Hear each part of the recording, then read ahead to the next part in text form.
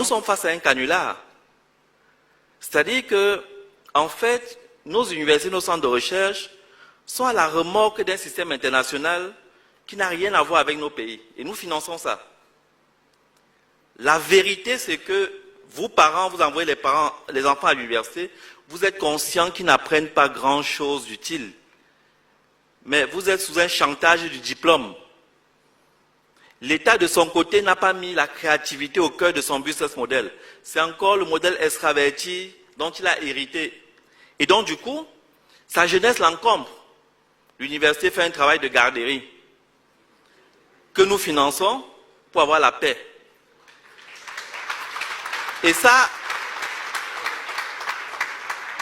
si vous prenez la santé, qui est quelque chose sur lequel nous travaillons, nous formons longuement des médecins qui, à la fin, ne savent que prescrire des molécules occidentales. Il est là, le diagnostic, c'est pour déterminer quelle molécule occidentale tu vas acheter. Les gens se forment, ils sont pharmaciens pour vendre les molécules occidentales. Toute cette médecine dite conventionnelle ne représente pas 20%. L'OMS même dit que 80% des Africains se soignent hors de cette médecine conventionnelle. Mais tous nos budgets, c'est sous cette médecine conventionnelle qui est en fait juste une courroie entre l'industrie occidentale et les malades. Donc, où est-ce qu'on se retrouve dans tout ça? Pourtant, on a un potentiel. Tous les médicaments se font à partir des plantes. On a une biodiversité extraordinaire. On doit pouvoir faire nos médicaments. On doit pouvoir construire nos intrants de santé. Qui peut faire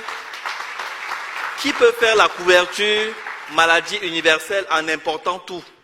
Ce n'est pas possible. Nos plantes ont des vertus et on le sait. On dit qu'il faut transformer localement. On prend le cas du bois par exemple. Mais le bois, rien que les écorces du bois, par leur valeur thérapeutique, peuvent nous rapporter 20 fois plus que la bille de bois que nous importons. C'est-à-dire si on enlevait seulement les écorces pour exploiter médicalement, la valeur marchande dépasserait la valeur des billes de bois. Mais on n'est même pas dans ce schéma. Donc, et le fond du problème, c'est notre imaginaire. Avant même de regarder les côtés pratiques, techniques, de qu'il n'y a pas de lycée technique et tout ça, ça commence par l'imaginaire. C'est là où on est vaincu. Mon entreprise fabrique des équipements. Et c'est très remarquable. Chaque fois que je vais à une exposition, je présente par exemple un distributeur automatique de boissons. Dès que les gens rentrent, ils voient le distributeur, je fais la démo. La première réaction, c'est « les Blancs sont forts ». Je lui dis « mais c'est écrit dessus « Made in Africa ». Il dit « ah bon, donc vous assemblez ?» Je dis que non, on fabrique. Il veut se convaincre qu'il y a quelque chose qui ne va pas. Son cerveau bug. L'idée de la création africaine nous échappe. On est coupé de ça. Et c'est la grande bataille que nous devons mener. C'est les industries créatives. Nous encore, les gens de notre génération, tout petits, on faisait au moins les avions avec le papier, on faisait les vélos avec le bambou. Mais les enfants d'aujourd'hui sont sur les écrans. Mais qu'est-ce qu'ils regardent sur les écrans?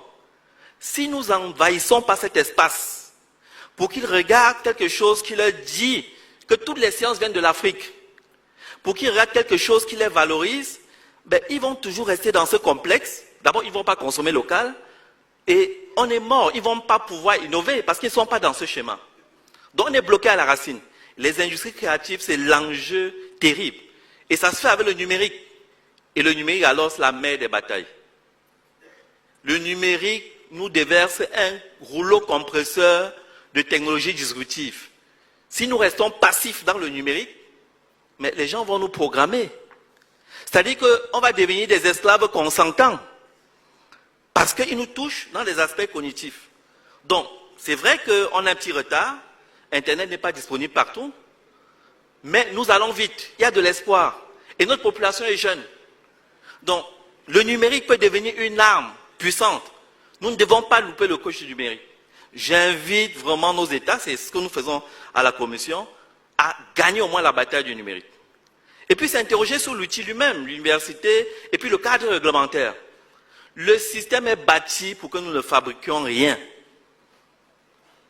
On vous parle des normes. Dès que vous avez fabriqué quelque chose, le premier fonctionnaire que vous rencontrez, est-ce que c'est conforme à la norme? Il ne sait même pas lui-même de quelle norme il parle. Il n'y a aucun banc d'essai. Il n'y a aucun banc d'essai pour évaluer les normes dont il est question. Ne vous leurrez pas, les normes ne sont pas neutres. Les normes doivent être construites par les Africains en tenant compte de ce qui peut se produire localement et avec un minimum, il faut trouver le juste milieu entre la protection des citoyens et la possibilité pour les Africains de fabriquer. Ça ne se passe pas autrement ailleurs. Et puis on va faire évoluer les normes au fur et à mesure. Et puis la préférence nationale. Mais les autres la font bien.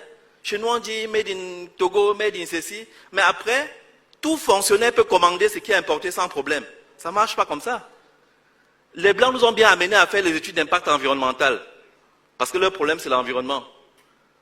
Mais nous, qui n'avons d'ailleurs pas de grands problèmes avec l'environnement, on n'arrive pas à s'imposer qu'un gestionnaire de crédit qui utilise l'argent qu'on a menacé le débrouillard au marché pour collecter, soit obligé d'importer d'abord africain. S'il est obligé d'importer étranger, il faut qu'il explique.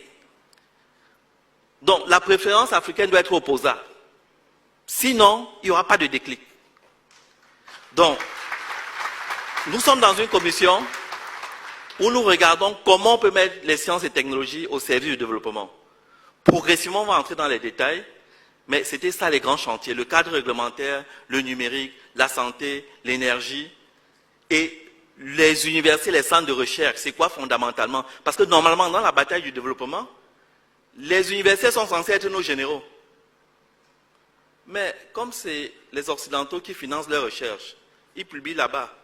Et quand ils sont finis par avoir le grade là-bas, ils viennent ici nous demander des situations de rente, parce qu'ils sont des grands professeurs. Ils n'ont rien changé sur notre environnement.